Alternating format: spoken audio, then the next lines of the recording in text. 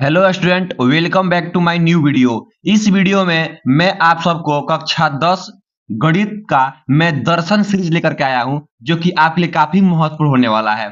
और आप लोग 2026 बोर्ड एग्जाम को देने वाले हैं, तो यह वीडियो आपके लिए काफी महत्वपूर्ण होने वाला है। ठीक है ना। इस सीरीज में मैं आप सबको सभी सब्जेक्ट क्लास 10 का, मैथ हो गया, हिंदी हो गया, आपका साइंस हो गया, सोशल साइंस हो गया और आर्ट हो गया, ये सभी विषय का दर्शन सीरीज एक तरीके से आप लोगों को मैं दर्शन कराने वाला हूं कि कैसे कैसे क्वेश्चन आता है। ठीक है ना। देखिए, ये पेपर आपका दिया गया है, ये आपका 2025 का पेपर है गणित का। ठीक है ना। तो मैं इस वीडियो में बहुविकल्पी प्रश्न कराने वाला हूं, वो भी मैथ का, कि कैसे कैसे प्रश्न आया है, कि आप लोगों की तैयारी कैसे है। आप लोग भी देखेंगे कि हम लोग का तैयारी कैसे चल रहा है, और ऐसा ही क्वेश्चन आप लोगों को पेपर में बनेगा जैसा मैं आज कराने वाला हूं। ठीक है ना। तो इस लेवल से आप लोग अपना तैयारी कीजिएगा। ठीक है ना। तो चलिए देखते हैं आप लोगों का इस वीडियो में मैं आप सबको बहुविकल्पी प्रश्न कराता हूं। सबसे पहले आप लोगों को याद होना चाहिए कि इसमें आपको 20 बहुविकल्पी प्रश्न आएगा, जो कि आप लोगों को ओएमआर शीट पे इसको उत्तर देना होगा, केवल गोला करना होगा। ठीक है ना। लेकिन इसको हल करके करेंगे। ठीक है ना। चलिए देखते हैं। देखिए, यहां से आपका स्टार्ट होता है, देखिएगा, यहां से आपका स्टार्ट होता है बहुविकल्पीय प्रश्न। ठीक है ना। देखिए पहला क्वेश्चन क्या दिया गया है। लिखा है खंड अ, बहुविकल्पीय प्रश्न। पहला क्वेश्चन दिया गया है कि एक परिमेय संख्या और एक अपरिमेय संख्या का योग क्या होता है। ठीक है ना। तो एक परिमेय संख्या लेते हैं और एक अपरिमेय संख्या। चलिए यहाँ पे मैं सब आप सबको पहला क्वेश्चन हल कराता हूँ। इस देखिएगा, पहला क्वेश्चन दिया गया आपका यहाँ पे। तो बोला है एक परिमेय संख्या, मान लेते हैं 1/2 एक परिमेय संख्या है। और एक क्या बोला है, मान लेते हैं इसका जोड़ योग बोला है, तो योग करते रहे एक अपरिमेय, मान लेते हैं 3। तो बोला है कि बताइए अब ये कौन संख्या हो गया। तो ध्यान रखिएगा कि परिमेय संख्या, देखिए आप लोगों को मैं बताता हूं पहले से यहाँ पे कि परिमेय संख्या, परिमेय संख्या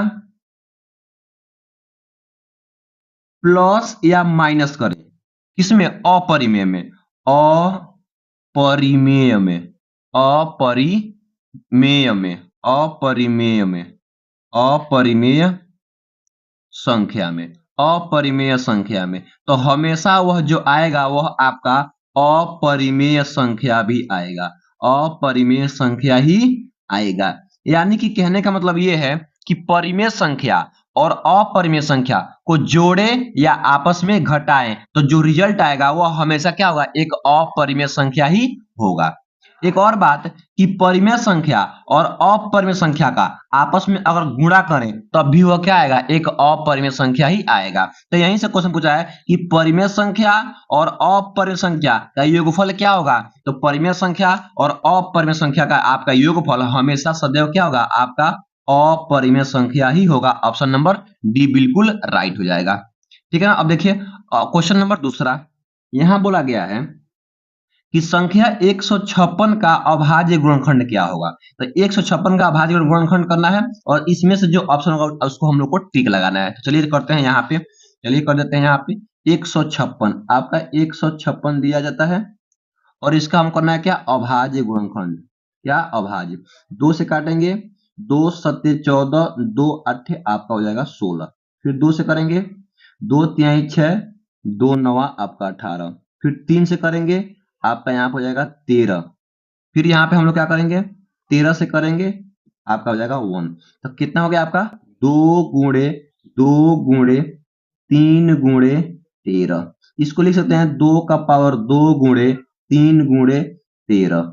ठीक है ना। तो ये क्या होगा, आपका अभाज्य गुणनखंड। देखते हैं ऑप्शन में कौन आता है। देखिए 2 का पावर 2, तो 2 का पावर 2 गुणे 3 गुणे 11 दिया गया, लेकिन ये तो गलत है। लेकिन यहाँ देखिएगा 2 गुणे 2 का पावर यहाँ दिया गया आपका 2, 3 गुणे 13। तो इसका मतलब ये यहाँ पर देखिए 2 का पावर 2, 3 गुणे आपका 13। तो ऑप्शन नंबर ये क्या हो जाएगा, आपका बी बिल्कुल राइट हो जाएगा। ठीक है ना। तो ऐसे आप लोग इसको टिक लगा। अब देखिए आपका दिया गया तीसरा नंबर क्वेश्चन, कह रहा है कि यदि 3x प्लस 5y बटे 3x माइनस 5y बराबर 7/3 हो तो x संबंधी y का मान क्या होगा। चलिए इसको हम लोग हल करते हैं। देखिए तीसरा क्वेश्चन आपका दिया गया है, यहां लिखेंगे। ठीक है ना। तीसरा क्वेश्चन आपका दिया गया है, तीसरा बोल रहा है कि आपका देखिए 3x प्लस 5y और बट्टे में दिया गया 3x माइनस 5y बराबर आपका 7 बट्टे आपका दिया गया क्या, 3 दिया गया है। ठीक है, 7/3 दिया गया है। अब इसको हमको हल करके x और y में संबंध निकालना है। देखिए कैसे करेंगे, क्या करेंगे, इसको हम तिरछा तिरछी गुणा कर देंगे। तो 3 से गुणा होगा इन दोनों में और 7 से गुणा होगा इन दोनों में। तो 3 से करेंगे तो आपका यहाँ हो जाएगा 3 × 3x प्लस 5y ब्रैकेट बंद इक्वल टू 7 से क्या हो जाएगा, आपका यहाँ पे हो जाएगा 3x माइनस 5y। अब इसको हल करेंगे, गुणा करेंगे सबसे पहले। तो क्या होगा, 3 त्रिकी 9, तो 9x प्लस 3 पचे आपका 15y इक्वल टू 7 त्रिका आपका 21x माइनस 7 पचे आपका 35, ये y हो जाएगा। ठीक है, अब देखिए क्या करेंगे ना, इस x वाले को इधर भेज देंगे, इस y वाले को इधर लेकर आएंगे। तो 15 यहीं पर रहेगा, तो 15y और इधर 35 है माइनस में, तो आएगा तो प्लस 35y इक्वल टू, ये 21 तो पहले से है 21x, ये हो जाएगा माइनस, ये देखिए इधर आएगा प्लस में है 9x जाएगा तो माइनस, तो माइनस आपका ये हो जाएगा क्या 9 यहाँ पे x। अब देखिए इसको हल कर लेंगे। देखिए 15 और 35 आपका हो जाएगा क्या 50y इक्वल टू, देखिए 21 में से घटाएंगे 9 तो आपका आ जाएगा यहाँ पे 12x। अब देखिए इतना हो गया ना। अब आपको कुछ नहीं करना है, यहाँ पे डायरेक्ट हम x और y का संबंध निकालेंगे। कैसे लिखेंगे, x संबंध y, कैसे बराबर करेंगे। देखिए x वाले का सामने इसको छोड़ के इसके सामने क्या दिया गया 50, तो यहाँ 50 लिख देना है। ठीक है, और लगाना है अनुपात का चिन्ह। फिर y वाले का सामने क्या दिया, इसको छोड़ के 12 दिया गया, तो यहाँ 12 लिखेंगे। बस आपका यही x और y में संबंध हो गया। इसको काट लेंगे तो क्या हो जाएगा, ये आ जाएगा 25, 2 से काटेंगे तो, और ये हो जाएगा आपका 6, तो आपका 25 संबंध आपका आ जाएगा 6। तो जो आपका इसमें ऑप्शन दिया है, देखिए कौन सा ऑप्शन दिया है, 25 संबंध 6, तो तीसरा का आपका ऑप्शन दिया गया है ए, 25 संबंध 6, तो ये आपका आंसर हो जाएगा। ठीक है ना। अब देखिए क्वेश्चन नंबर 4, ऐसे ही आप लोग हल करेंगे और आप लोग देखते रहिए कि आप लोग का तैयारी कितना है। आप लोग भी अपने किताब में रफ का कॉपी खोलिए और वहां पे करते रहिए, ताकि आप लोग को समझ में आए कि हमारा तैयारी कहां तक हो चुका है। ठीक है ना, और क्वेश्चन कैसा पूछ रहा है। तो ऐसे ही आप लोग को बोर्ड एग्जाम में तैयार करके जाना है। देखिए अब बोला है चौथा नंबर क्वेश्चन कि समीकरण 3x² माइनस 2x प्लस 1/3 बराबर 0 का विविधकर क्या होगा। यानी कि आपको विविधकर निकालना है। चलिए देखते हैं, ये आपका दिया गया द्विघात समीकरण से, तो यहां देख लीजिएगा। चलिए यहीं कर देते हैं। आपका क्वेश्चन नंबर 4 दिया गया है। क्वेश्चन नंबर 4 दिया गया है कि 3x² माइनस 2x प्लस 1/3 बराबर 0, और हमको निकालना है क्या, विविधकर निकालना है। क्या निकालना है, विविधकर।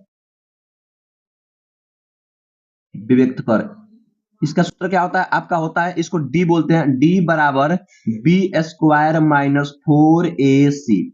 क्या होता है, d बराबर b² माइनस 4ac। तो सबसे पहले हमको a b c का मान पता होना चाहिए। ठीक है ना, तो क्या करेंगे, इसको ax² plus bx plus c से तुलना कर लेंगे, से तुलना करेंगे। अब तुलना क्यों कर रहे हैं, क्योंकि ये द्विघात समीकरण का व्यापक पद दिया गया है। तो तुलना करेंगे तो देखिए a इक्वल टू यहाँ 3 हो जाएगा, लिखेंगे a बराबर आपका 3 और b इक्वल टू आपका माइनस का 2 और c इक्वल टू आपका 1/3, तो 1/, ये हो जाएगा 3। ठीक है, अब इसको हल करेंगे तो लिखेंगे d बराबर b² माइनस 4ac। तो b² क्या है, ये है माइनस का 2 का वर्ग कर देंगे, माइनस आपका 4 इंटू ए का मान क्या दिया गया, आपका यहाँ 3 इंटू सी का मान 1/, आपका ये 3 दिया गया है। ठीक है, अब देखिए यहां से क्या करेंगे, यहां से आपका देखिए 3 से 3 कैंसिल हो जाएगा, 2 का वर्ग माइनस 2 का वर्ग केवल 4 आएगा, क्योंकि माइनस और माइनस आपका प्लस हो जाएगा, और 2 दूना आपका 4, अब माइनस का 4, तो माइनस का 4 और माइनस का 4 कट जाएगा, कितना आएगा 0। तो विविधकर डी का मान कितना आ गया 0, यही क्या हो जाएगा आंसर। अब देखिए इसमें आपका ऑप्शन क्या दिया गया है, कौन सा ऑप्शन आपको सही होगा, देखिएगा ये आपका पेपर है, तो इसमें देखिए क्वेश्चन का चौथा का आपका ऑप्शन नंबर ए यही आएगा 0। ठीक है ना, तो ये भी आपका ये सही हो जाएगा। अब देखिए क्वेश्चन नंबर 5 कह रहा है कि निम्नलिखित सारणी का माध्य ज्ञात कीजिए। ठीक है ना। तो ऐसा क्वेश्चन आपको 1 नंबर वाला भी आया है, ऐसा क्वेश्चन आपको 4 नंबर वाला भी आया है। तो इसको बहुत ही अच्छे से आप लोग तैयार कीजिएगा, माध्य माध्यक बहुलक। ठीक है, देखिए किसको हल करेंगे। दिया गया आपका वर्ग अंतराल और बारंबारता। तो सबसे पहले आप लोग को ऐसे सारणी बनाना होगा। चलिए हम बनाते हैं, देखिएगा क्या करेंगे। देखिए सबसे पहले यहां आप लिखिएगा वर्ग अंतराल। क्या लिखिएगा? वर्ग अंतराल। और जो देखिए जो यहाँ पे आपको वर्ग अंतराल दिया गया, ये 2 से 4, फिर 4 से 6, 6 से 8, 8 से 10, 10 से 12, उसको आप लोग इसके नीचे लिखना है। क्या दिया गया है? पहला दिया गया 2 से 4 लिखना है, फिर दिया गया 4 से 6 इसको लिखना है, फिर आपको 6 से 8 इसको लिखना है, फिर 8 से 10 इसको लिखना है, फिर आपको 10 से 12 इसको लिखना है। इतना लिख लेंगे। अब देखिए अब आपको दिया गया यहाँ पे, यहाँ देखिएगा बारंबारता दिया गया है। यहाँ लिखेंगे क्या? बारंबारता। चलिए लिखते हैं यहाँ पे बारंबारता। बारंबारता जो भी आपका बारंबारता दिया है उसके नीचे लिखेंगे। इसके नीचे दिया गया 2, इसके नीचे दिया गया आपका 4, फिर आपका दिया गया यहाँ पे 7, फिर दिया गया आपका यहाँ पे 3, यहाँ पे 4, ऐसे लिख लेंगे बारंबारता। अब देखिए क्या करना है। इतना बारंबारता लिखने के बाद से आप लोग को यहाँ निकला है आपका x, सिग्मा x, इसको और इसको हम लोग f इंटू एक्स। एफ क्या है आपका? एफ है बारंबारता इंटू एक्स, इसको सिग्मा एफ आई एक्स आई बोल सकते हैं। तो यहाँ पे x लिखना है, यहाँ पे एफ एक्स लिखना है। अब क्या करना है, इन दोनों को जोड़ना है और 2 से भाग करके यहाँ लिखना है। देखिए 2 और 4 आपका हो जाएगा 6, और 6 का आधा आपका आएगा 3, तो यहाँ 3 लिख लेंगे। यानी कि इसके बीचों बीच की संख्या आपको यहाँ लिखना है। इसके बीचों बीच की संख्या 4 और 6 10, 10 में 2 से भाग करेंगे तो 5 आएगा, यहाँ 5 लिख देंगे। ठीक है, यहाँ देखिए 6 और 8 आपका आएगा 14, और 14 का आधा करेंगे तो आपका आएगा 7, यहाँ 7 लिख देंगे। वैसे ही यहाँ करेंगे, देखिए 8 और 10 आपका 18, 18 का आधा करेंगे तो आपका आएगा 9, यहाँ 9 लिख देंगे। वैसे ही यहाँ पे 10 और 12, 10 और 12 को जोड़ेंगे तो आएगा आपका 22, और 22 का आधा करेंगे तो आपका आएगा यहाँ पे 11। ये हो गया। इतना करने के बाद से अब देखिए क्या करना है। इसमें से आपको इसको गुणा कर देना है। तो 2 तिहाई आपका 6 यहाँ लिखना है, 5 चौको 20 आपको यहाँ लिखना है, 7 सत्ते 49 आपको यहाँ लिखना है, 9 त्रि 27 आपको यहाँ लिखना है, और देखिए और 11 चौको 44 आपको यहाँ लिखना है। ठीक है, ये अब देखिए क्या करेंगे, इसको जोड़ लेंगे। बारंबारता को यह बोलते हैं, तो ये हो जाएगा सिग्मा एफ, यानी कि कुल योग सिग्मा एफ। इसको जोड़ेंगे, देखिए यहाँ देखिए 2 और 4 6, 6 और 4 10, 10 और 3 13 और 7 आपका 20, तो यहाँ इसको 20 हो जाएगा। इसको जोड़ लेंगे, उसके बाद से इसको जोड़ेंगे। देखिए ये एफ एक्स है, ये हो जाएगा sigma F X equal to, चलिए जोड़ते हैं। देखिएगा 9 और 7 आपका 16, 16 4 20 और 26 का 6 हासिल का आपका हो जाएगा 2। देखिए 2 2 4 4 4 8 2 10 10, यहाँ पे 4 आपका हो जाएगा कितना, यहाँ पे 14, 146। ठीक है, 146 हो गया। अब हमको क्या निकालना है? माध्य निकालना है। चलिए माध्य, तो सूत्र क्या होता है, लिखेंगे यहाँ पे माध्य बराबर, माध्य बराबर आपका सूत्र होता है सिग्मा एफ एक्स बटे सिग्मा आपका एफ होता है। तो सिग्मा एफ एक्स का मान कितना दिया गया है? देखिए सिग्मा एफ एक्स का मान दिया गया 146, तो 100 आपका 46 और बट्टे हो जाएगा आपका ये 20। इसको काटेंगे तो ये जाएगा 20 सत्ते आपका 140 और दशमलव 20 तिहाई 60, यानी कि 7.3 आपका क्या हो जाएगा, आंसर आ जाएगा। ठीक है ना। तो देखिएगा आपको आंसर में यहाँ पे विकल्प में कौन सा सही है, तो 7.3 देखिए आपका ऑप्शन नंबर डी सही है, ऑप्शन नंबर डी, तो ये आपका बिल्कुल सही हो जाएगा।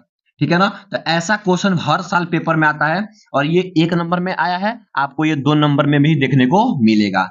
अब देखिए क्वेश्चन नंबर देखते हैं हम लोग, छठा नंबर, क्वेश्चन नंबर 6 देखिए क्या कह रहा है ये क्वेश्चन नंबर 6 कह रहा है, देखिए कि त्रिभुज ए बी सी में डीई समांतर बीसी इस प्रकार है कि एडी 1.5 सेंटीमीटर, बीडी 3 सेंटीमीटर और एई 2 सेंटीमीटर है। एसी की माप ज्ञात कीजिए। देखिए चित्र दिया गया है, ए बी सी एक त्रिभुज है, और यहाँ DE एक समांतर रेखा है, इसके समांतर, और इसका मान 1 दिया है 5 सेंटीमीटर, इसका 3 सेंटीमीटर और इसका 2 सेंटीमीटर, इसका मान पूछा है।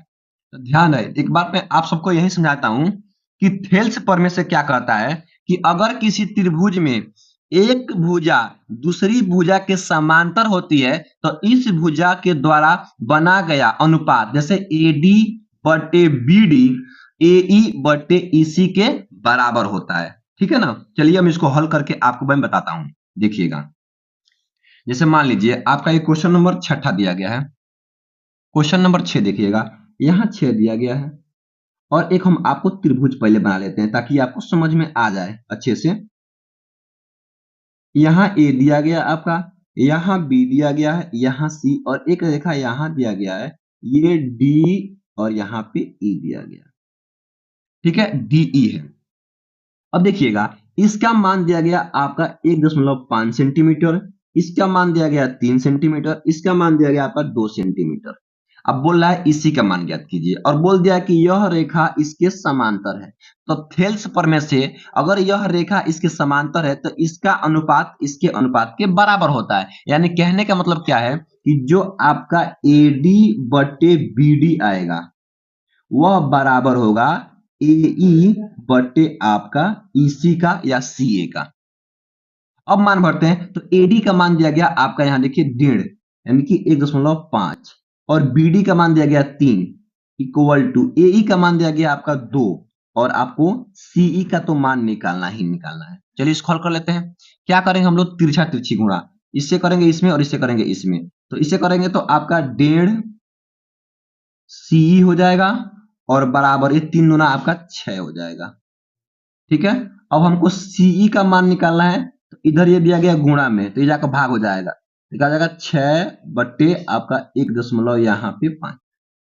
अब देखिए क्या करेंगे, ये दशमलव में है तो अगर हम 1.5 का 4 गुना कर दें तो क्या आ जाएगा आपका 1.5 का 4 गुना कितना आएगा आपका 6 आएगा। ये कट जाएगा बार में 4 बार में तो 4 सेंटीमीटर। तो जो आपका CE का मान आएगा चाहे EC का मान आएगा वो कितना आएगा 4 सेंटीमीटर। देखिएगा ऑप्शन में कौन सा दिया गया है, यहाँ पे क्वेश्चन नंबर 6 का देखिएगा ऑप्शन 4 सेंटीमीटर दिया गया है, ऑप्शन नंबर C।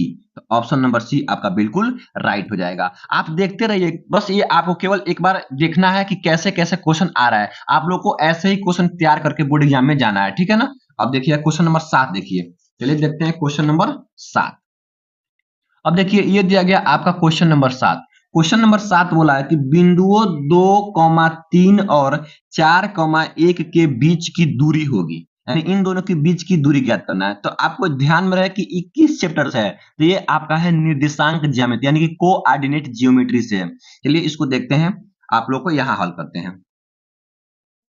ठीक है, देखिएगा आपको क्वेश्चन नंबर 7 दिया गया है, बिंदु दिया गया, कौन कौन बिंदु देखिए, पहला बिंदु दिया गया है 2,3 इसका निर्देशांक दिया गया है और दूसरे बिंदु का निर्देशांक दिया गया आपका 4,1। चलिए इस बिंदु को हम A मान लेते हैं, इस बिंदु को हम लोग B मानते हैं और बोला है इन दोनों बिंदुओं के निर्देशांक के बीच की दूरी क्या होगी। चलिए हम दूरी का सूत्र लिखते हैं, तो लिखेंगे AB की बीच की दूरी, AB की दूरी, AB की दूरी। तो सूत्र क्या होता है, सूत्र आपका होता है अंडर रूट के अंदर x1 माइनस x2 का whole square plus y1 minus y2 का होल स्क्वायर। चलिए अब इसको हम लोग हल करते हैं। x1 इसको, चलिए इसको x1 इसको y1 मान लेते हैं पहले, इसको x2 इसको y2 मान लेते हैं। अब क्या करेंगे, देखिए x1 क्या है 2 तो यहाँ क्या कर देंगे 2 भर देंगे, फिर माइनस x2 क्या है आपका 4 तो 4 कर देंगे और इसका वर्ग कर देंगे, फिर प्लस y1 दिया गया आपका 3 तो 3 भर देंगे, फिर माइनस y2 दिया गया आपका 1 तो 1 भर देंगे, इसका वर्ग कर देंगे।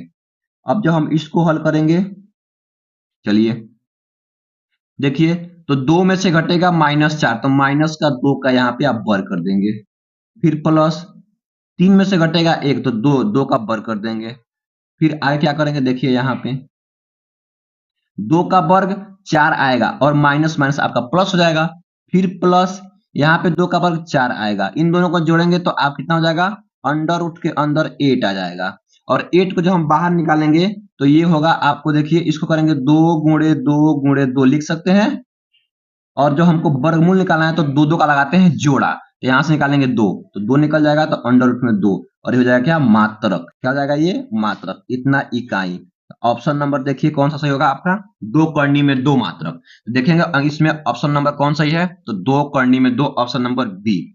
ठीक है ना, तो आप लोग को ऐसे ही लगाना होगा गोला OMR शीट पे। तो ऐसे पहले आप लोग हल करेंगे तभी लगाएंगे, ठीक है ना। जल्दीबाजी कोई नहीं है, आराम से आपको 3 घंटा 15 मिनट समय मिलेगा, बिल्कुल आराम आराम से क्वेश्चन करना है आपको, आराम से 100 में 100 लेके आना ही आना है, ठीक है ना। अब देखिए क्वेश्चन नंबर देखिएगा 8 दिया गया है, कह रहा है कि यदि द्विघात समीकरण 3x² minus 12x plus m बराबर 0 के मूल्य बराबर है तो m का मान ज्ञात कीजिए, यानी कि इसका मूल्य बराबर दे दिया गया है, तो हमको m का मान ज्ञात करना। चलिए m का मान देखिए कैसे ज्ञात करेंगे। सबसे पहले आप लोगों यहाँ क्वेश्चन नंबर ये 8 दिया गया है, 8 क्या बोल रहा है कि 3x² minus 12x plus m equal to 0। अब बोल दिया है क्या कि मूल क्या है, मूल बराबर है, मूल बराबर है। जब मूल बराबर है तो क्या होगा कि d का मान होगा b² माइनस 4ac, ठीक है ना। अब जो आपका ये d जो है, जब भी किसी भी द्विघात समीकरण में मूल क्या होते हैं, बराबर होते हैं, तो d का मान हो जाता है 0। क्या होता है, 0। तो क्या हो जाएगा, b² माइनस 4ac बराबर क्या हो जाएगा, यहाँ पे आपका हो जाएगा 0। ठीक है, अब हमको क्या करना होगा, इसमें b, a और c यानी a, b, c का मान भरना होगा। तो सबसे पहले ये द्विघात समीकरण है, तो हमको क्या करेंगे, यहाँ पे a, b, c का मान निकालेंगे तुलना करके। तो लिखेंगे क्या, ax² plus bx plus c बराबर 0 से तुलना करने पर, जब तुलना करेंगे तो यहाँ a इक्वल टू क्या आएगा, b इक्वल टू क्या आएगा, और c इक्वल टू क्या आएगा। देखिए a इक्वल टू 3 आएगा क्योंकि x² का गुणांक, b इक्वल टू माइनस का 12 आएगा, और c इक्वल टू आपका m आएगा, यहाँ पे m आएगा। चलिए मान भरते हैं, हल करते हैं। तो b माइनस 12 का स्क्वायर कर देंगे, माइनस 4 इंटू a 3 इंटू सी का मान तो m दिया गया है, इक्वल टू कर देंगे 0। इसको हल करेंगे तो हमको m का मान निकल जाएगा। तो माइनस 12 का वर्ग करेंगे तो आपका 144, और माइनस माइनस आपका प्लस, माइनस 3 चौको आपका हो जाएगा 12m इक्वल टू 0। अब देखिए हमको निकालना है m का मान, तो क्या करेंगे, देखिए इस 144 को उधर भेज देंगे, तो minus 12m equal to minus 144। हमको m का मान निकालना है, तो माइनस 144 ये गुणा जाकर भाग हो जाएगा, माइनस का 12, माइनस से माइनस कैंसिल आउट हो जाएगा, m इक्वल टू क्या हो जाएगा, 12 बरहिए 144, 12 बार में कट जाएगा, तो m का मान कितना आ गया, 12 आ गया। देखेंगे कि ऑप्शन में m का मान 12 किस ऑप्शन में दिया गया है, देखिएगा। तो इसमें आपका 8वां का ऑप्शन नंबर सी में दिया गया है, तो ऑप्शन नंबर सी बिल्कुल राइट हो जाएगा, ठीक है ना। अब देखते हैं क्वेश्चन नंबर 10, कह रहा है कि 15 और 25 का HCF 5 है, तो उनका एलसीएम क्या होगा, यानी कि एलसीएम ज्ञात करना है। चलिए देखते हैं 15 और 25, यहां देख लेते हैं, आसान क्वेश्चन है आपके लिए, बहुत ही आसान है। ये आपका 9 नंबर क्वेश्चन बोला है, 15 है और 25 है, 15 और 25, और इसका HCF दिया गया, HCF बराबर दिया गया है 5। देखिए हमको निकालना है क्या, LCM पूछा है, क्या पूछा है आपको, LCM पूछा है। तो हमको पता है कि दो संख्याओं का गुणनफल, यानी दो संख्याएं अगर a इंटू b दो संख्याएं है, इन दोनों का गुणनफल क्या होता है, उसके HCF गुणे उसके LCM का होता है। तो हमको दो संख्या भी दिया गया है, इसको a मानते हैं, इसको b मानते हैं, हमको HCF भी दिया गया है, हमको LCM निकालना है, तो मान भर देते हैं, हमारा आंसर आ जाएगा। तो a का मान 15 भर देंगे, 15 दिया गया है, गुणे b का मान 25 भर देंगे, 25 दिया गया है, HCF का मान हमको दिया गया 5 भर देंगे, इंटू हमको LCM का मान तो निकालना ही है। अब देखिए इधर गुणा 5 में जाएगा तो इधर भाग हो जाएगा, तो 15 गुणे 25 बट्टे हो जाएगा 5 इक्वल टू LCM हो जाएगा, अब क्या करेंगे, 5 से काटेंगे आपका ये 5 से 3 बार में 5 तिहाई 15 और 25 से गुणा कर देंगे 3 में 25 तिहाई आपका 75 यानी कि एलसीएम का मान कितना आ गया आपका 75। तो देखेंगे कि ऑप्शन में आपका एलसीएम का मान कितना दिया गया है 75। कौन से ऑप्शन में है, तो आपका क्वेश्चन नंबर 9 का 75 ऑप्शन आपका बी में दिया गया है। तो 9 का ऑप्शन नंबर बी बिल्कुल राइट हो जाएगा। ठीक है ना। अब देखिए क्वेश्चन नंबर 10 देखेंगे। बोला है कि 10 नंबर कि एपी 3,1,-1,-3 डॉट डॉट के लिए सार्वअंतर होगा। यानी कि सार्वअंतर का मतलब होता है कि डिफरेंस, यानी कि सब में डिफरेंस समान हो। कैसे निकालते हैं, तो आप लोग समांतर श्रेणी जब पढ़े होंगे तो आप लोगों को बताया गया होगा कि कभी भी हमको सार्वअंतर निकालना होता है तो दूसरे पद में से पहले पद को माइनस करते हैं। यानी कि डी का मान निकालना है तो a2 माइनस a1 करते हैं। तो इस क्वेश्चन में देखिएगा कि a2 का मान कितना दिया गया, देखिएगा a2 का मान दिया गया कितना 1 और यहाँ पे a1 का मान 3। तो क्या करेंगे, यहाँ पे a2 का मान 1 और माइनस का 3, तो हल करेंगे तो कितना आएगा, देखिएगा आपका माइनस का 2। तो कितना आ गया आपका सार्वअंतर माइनस का 2। तो यहाँ क्या करेंगे, ऑप्शन नंबर 10 का ऑप्शन नंबर ये हो जाएगा पहला नंबर सही। ठीक है, ये हो गया। अब देखिए क्वेश्चन नंबर 11। क्वेश्चन नंबर 11 दिया गया कि निम्नलिखित सारणी का माध्यक वर्ग होगा। ये तो बहुत ही आसान क्वेश्चन है, बस आपको थोड़ा सा दिमाग का प्रयोग करना है।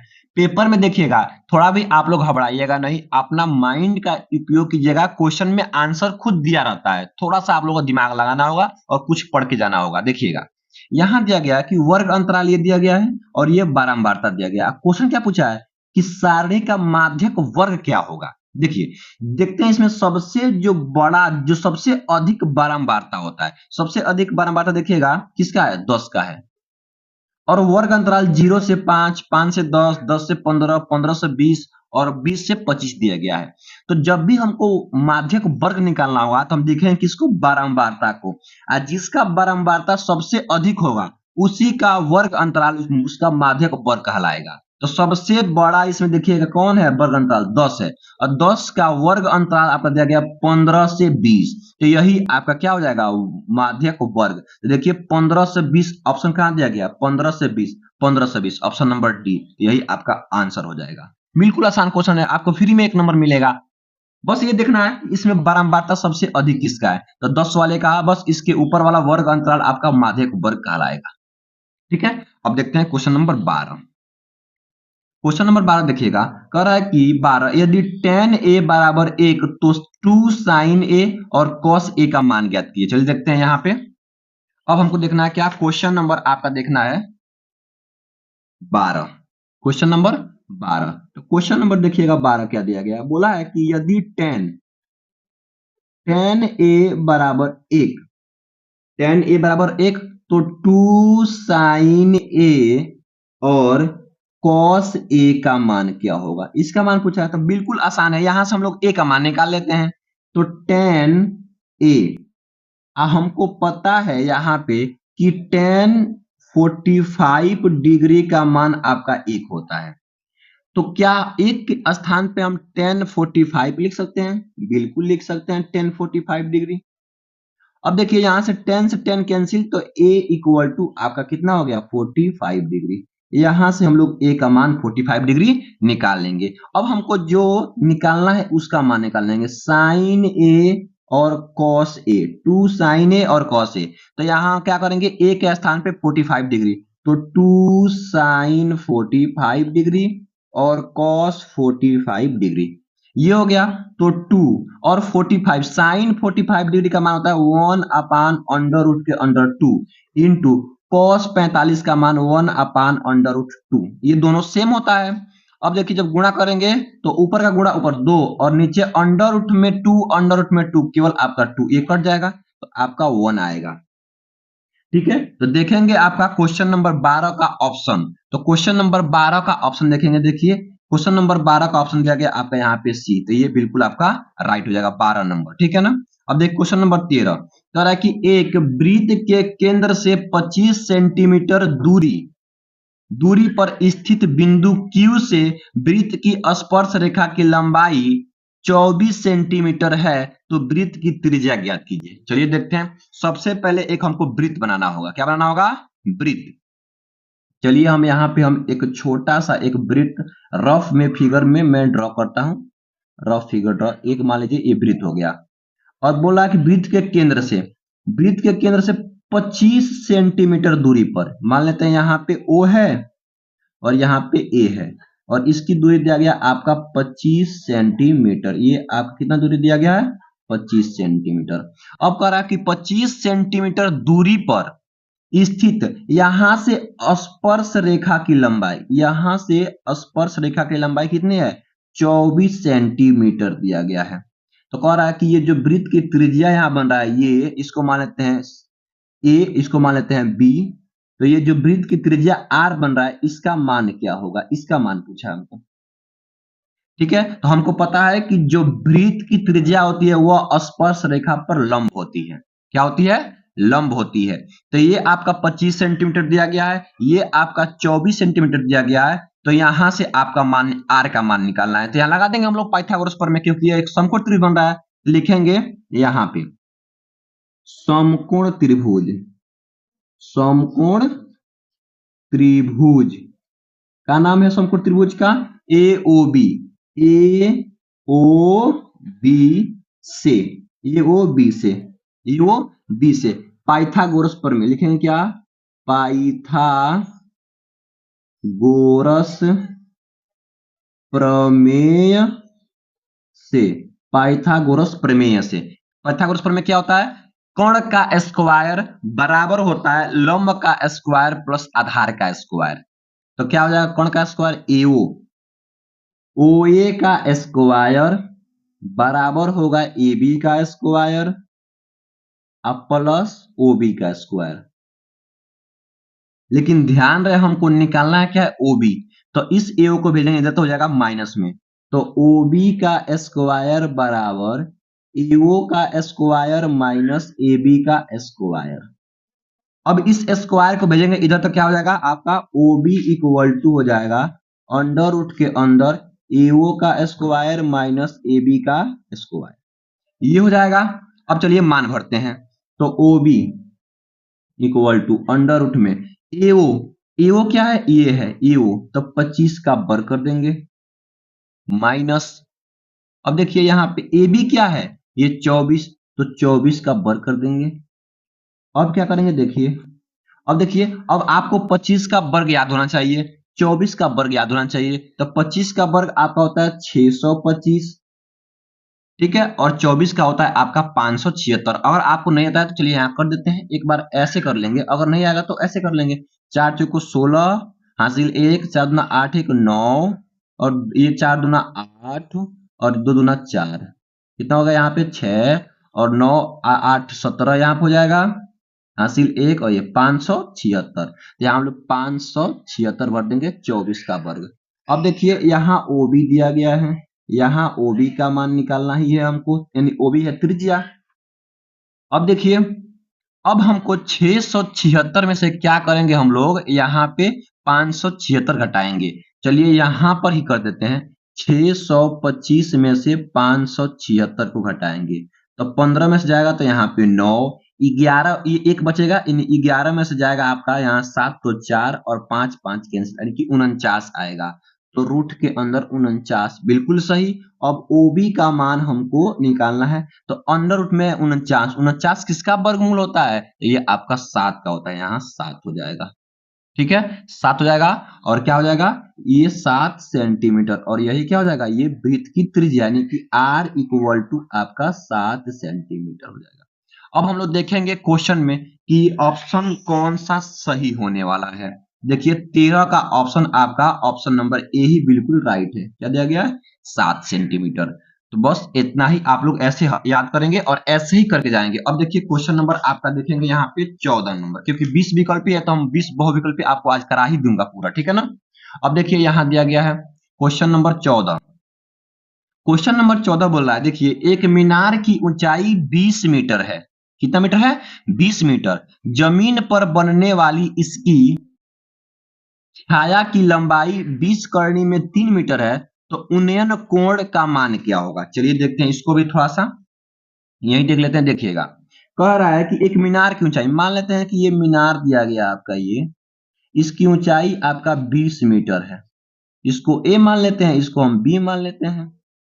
ठीक है, और बोला है कि छाया की लंबाई, इसकी जो छाया है इधर आएगा ना छाया, चलिए देख लेते हैं छाया की लंबाई। यहाँ मान लेते हैं दिया गया आपका 20 करड़ी में 3 मीटर, इसको सी मान लेते हैं और यहां से इसको मिला देते हैं।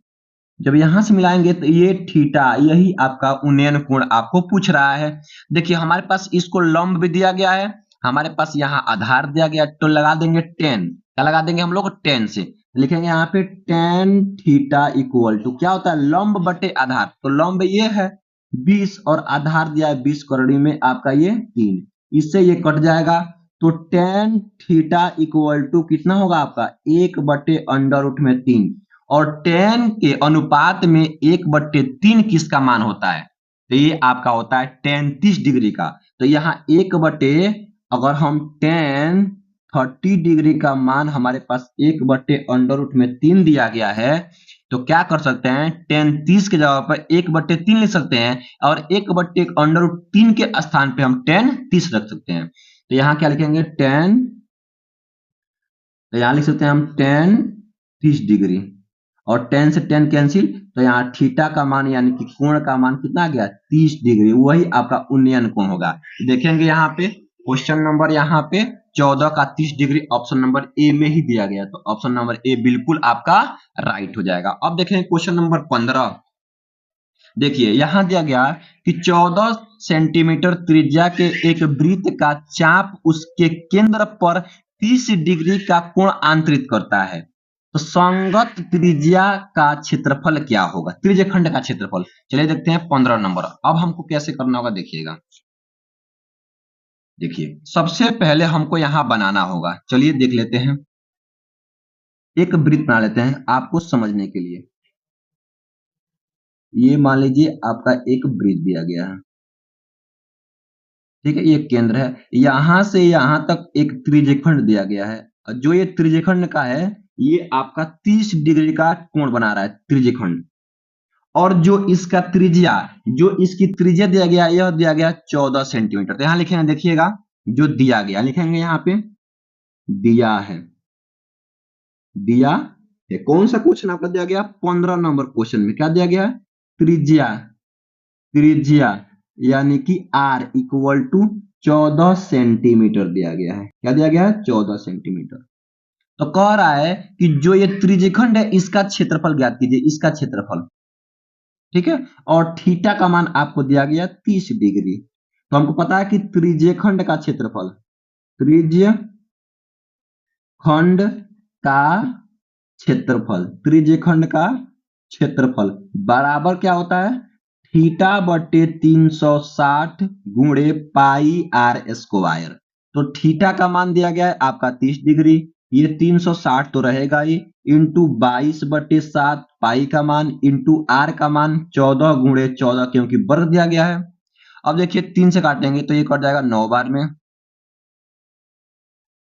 ठीक है, नहीं ये 0 कटेगा, उसको 3 एकम में 3, 3 12 बार में कटेगा, 12 3 36, सॉरी 12 बार में। फिर 7 से कटेगा ये आपको 2 बार में, 2 से कटेगा आपको ये 6 बार में, फिर ये 2 से काटेंगे तो ये 3 बार में और ये कटेगा 7 बार में। अब देखिए कटेगा नहीं, तो 22 सत्ते आपका 154 और बट्टे हो जाएगा ये 3, तो यही आपका सेंटीमीटर स्क्वायर क्या हो जाएगा? आंसर हो जाएगा। ठीक है, क्या हो जाएगा? Centimetre square. देखिए आपका ऑप्शन कितना दिया गया, इसमें आपका ऑप्शन दिया गया 15 का ये सी, तो ये बिल्कुल राइट हो जाएगा। 5 क्वेश्चन और देख लें, बस आसान क्वेश्चन देखिएगा। ये तो बहुत ही आसान क्वेश्चन दे दिया गया है। देखिएगा कह रहा है कि जोकर टोपी, यानी जो जोकर की टोपी होती है का आकार होता है। देखें आप लोग कि जोकर का जो टोपी होता है किस आकार का होता है? कुछ इस प्रकार बना होता है। जोकर का टोपी कुछ इस प्रकार से बना होता है, यही ना, इस टाइप में। देखिए ये एक शंकु बन गया, क्या बन गया? शंकु के आकार का। तो देखिएगा बेलनाकार नहीं, गलत है, त्रिभुजाकार नहीं, गलती है, आयताकार नहीं, गलती है, शंकुआकार। क्या होता है? शंकुआकार। तो जोकर की जो टोपी होती है क्या होती है? शंकुआकार आकार की होती है। ठीक है, अब देखिएगा ये क्वेश्चन नंबर देखिए 17 कह रहा है कल्पित माध्य विधि और पग विचलन विधि सरलीकृत रूप है। तो ये आपका सरल विधि से क्या है, सरल विधि। ऑप्शन नंबर डी हो जाएगा सरल विधि से। अब देखिए क्वेश्चन नंबर देखिए 18 कह रहा है कि यदि कुछ प्रेक्षणों का माध्य 15 और माध्यिका 24 तो बहुलक ज्ञात कीजिए। बहुत ही आसान क्वेश्चन है। देखिएगा सबसे पहले क्या करना है, सबसे पहले इसमें एक संबंध होता है, उस संबंध को लिख लेते हैं। आपका यहां होता है कि बहुलक बराबर होता है आपका 3 माध्यिका माइनस 2 माध्य, 2 माध्य। तो देखिए 3 इंटू हमको माध्यिका दिया गया, क्वेश्चन में दिया गया माध्यिका हमको 15 माइनस 2 इंटू माध्य दिया गया हमको, ये गलती ठीक मिनट, माध्यिका दिया गया आपका 24। चलिए यहाँ करते हैं, थोड़ा सा मिस्टेक हो गया। माध्यिका दिया गया आपका यहाँ पे 24 माइनस 2 गुणे आपका माध्य दिया गया है 15, यहाँ 15 कर देंगे। अब इसको हल करेंगे तो हमको बहुलक निकल जाएगा। देखिए 24 तेज आपका यहाँ हो जाएगा 4 3 12 हासिल 1 3 6 1 7 72 माइनस ये हो जाएगा आपका 30, 15 दूना 30, जब घटाएंगे तो ये आएगा आपका 42। कितना आएगा 42, यानी कि बहुलक का मान कितना आ गया 42। तो यहां लिख लेंगे हम लोग इसका मान 42, ऑप्शन नंबर डी। अब देखिए यहां कर जब एक पासे को एक बार फेंका जाता है तो एक सम संख्या प्राप्त होने की प्रायिकता क्या होती है। सम संख्या ध्यान दीजिएगा थोड़ा सा आप लोग यहाँ पे कि एक पासा है, एक पासा में कौन कौन सी संख्या होती है, सम भी होती है विषम भी होती है।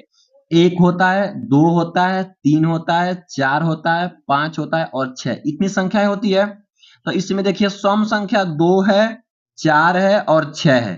तो बोला है एक पासे को अगर हम फेंकते हैं तो सम संख्या की प्रायिकता क्या होगी। तो 3 ही सम संख्या है, तो 3 अब बटे टोटल कितना है 1 2 3 4 5 6, तो 6 इसे काट देंगे, 2 एकम में 2 2 यहाँ पे हो जाएगा ये 3 एकम में 3 3 6 यानी कि 1/2। तो सम संख्या की आने की प्रायिकता 1/2 हो जाएगी। तो यहाँ देखिएगा ऑप्शन नंबर इसमें 1/2 बी हो जाएगा। अब देखिए लास्ट क्वेश्चन, देखिए कह रहा है कि अच्छी प्रकार से फेंटे गए ताश के 52 पत्तों में से एक पत्ते को यादृच्छिया मतलब कि बिना देखे हुए निकालने पर पत्ते के रानी होने का प्रायिकता क्या है। यानी हमको पता है कि देखिए जो आपका ताश का गड्डी होता है उसमें 52 पत्ती होते हैं, कितना पत्ती 52, और इसमें 4 रानी होती है। इसी रानी को बेगम ही बोलते हैं, क्या होते हैं 4 रानी। तो 52 है और 52 यहाँ 4 दिया गया है, तो रानी आने की प्रायिकता कितना होगा। तो ऊपर टोटल 4 रानी है और टोटल पत्ती कितना है 52 का, तो ये 52 कर देंगे, तो इसे काटेंगे 4 एकम में 4 हो जाएगा 13 बार में, यानी कि 1/, ये आपका हो जाएगा 13, यानी कि रानी आने की प्रायिकता कितना होगा 1/13। तो देखिए इसमें option number 20, option number question number 20 का देखेंगे 1/13, ऑप्शन नंबर बी। तो ऑप्शन नंबर बी बिल्कुल राइट हो जाएगा। तो ये रहा आप लोगों का मैथ का संपूर्ण दर्शन सीरीज, कैसे क्वेश्चन आते हैं बहुविकल्पी में, ठीक है ना। अब हर रोज मैं हर सब्जेक्ट का अलग अलग आपको मैं एक दर्शन सीरीज लेकर के आऊंगा, जिससे आपको ये पता चलेगा कि कौन से चैप्टर में किस तरीके से क्वेश्चन पूछ रहा है। तो आज हो गया बहुविकल्पी प्रश्न, कल मैं लेकर के आऊंगा आप लोगों के लिए 2 नंबर वाले प्रश्न जो कि लिखित होंगे, ठीक है ना, और 1 नंबर वाले प्रश्न जो कि लिखित होंगे, ठीक है ना। तो ऐसे ही आप लोगों को तैयार करना है बोर्ड एग्जाम में। यकीन मानिए कि आप लोग अच्छा करके आ रहे होंगे, ठीक है। तो आई होप, मैं आशा करता हूं कि आप लोगों को यह वीडियो बहुत ही अच्छा लगा होगा। अगर वीडियो अच्छा लगा है तो अपने दोस्तों में शेयर कर दीजिए, अपने स्कूल ग्रुप में शेयर कर दीजिए, ताकि उन लोगों को भी हेल्प मिल सके। तो आई होप, मैं आशा करता हूं कि आप लोग इस वीडियो को बहुत ही ज्यादा शेयर करेंगे। Thank you for watching this video.